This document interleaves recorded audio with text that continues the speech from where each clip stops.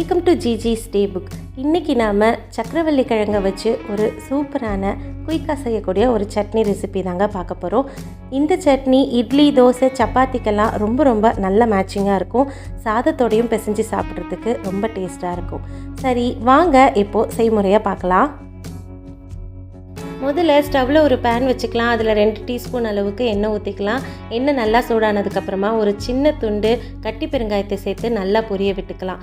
கூடவே 1 டீஸ்பூன் கடலைப்பருப்பு, 2 டீஸ்பூன் அளவுக்கு உளுத்தம்பருப்பு, காரத்துக்கு தேவையான அளவு வரமிளகாய் சேர்த்துக்கோங்க. இங்கே நான் 7 வரமிளகாய் சேர்த்துக்கிறேன்.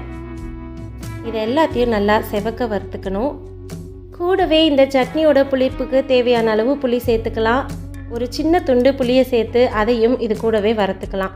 எல்லாம் நல்லா செவக்க வறுத்ததுக்கப்புறமா இதை தனியாக எடுத்து வச்சுட்டு நல்லா ஆற வச்சுக்கலாம். அடுத்ததாக தேவையான அளவு சர்க்கரைவள்ளி கிழங்கு எடுத்துக்கலாம். இங்கே நான் 150 கிராம் அளவுக்கு எடுத்துட்ருக்கேன்.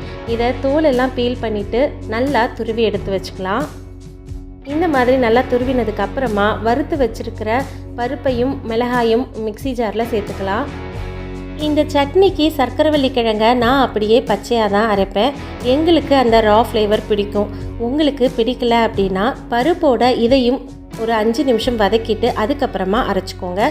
இப்போது 2 டீஸ்பூன் அளவுக்கு தேங்காய் துருவலையும் சேர்த்துக்கலாம். தேவையான அளவு கல்லுப்பை சேர்த்து சட்னி அரைக்கிறதுக்கு தேவையான அளவு தண்ணி ஊற்றி நல்லா நைஸாக அரைச்சிட்டு வந்துடலாம். அடுத்ததாக இந்த சட்னியை நம்ம தாளிக்க போகிறோம். இந்த தாளிப்புக்கு நீங்கள் தேங்காய் எண்ணெய் யூஸ் பண்ணுங்கள். அது ரொம்ப நல்ல ஃப்ளேவரை கொடுக்கும். 2 டீஸ்பூன் அளவுக்கு தேங்காய் எண்ணெய் ஊற்றிக்கலாம். கூடவே 1 டீஸ்பூன் கடுகு நல்லா பொரிஞ்சதுக்கப்புறமா 1/4 டீஸ்பூன் அளவுக்கு பெருங்காயத்தூள் சேர்த்துக்கலாம்.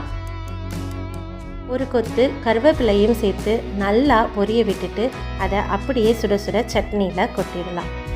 ரொம்பவே சிம்பிளான ரெசிபி தான், ஆனால் சாப்பிட்றதுக்கு ரொம்பவே நல்லாயிருக்கும்.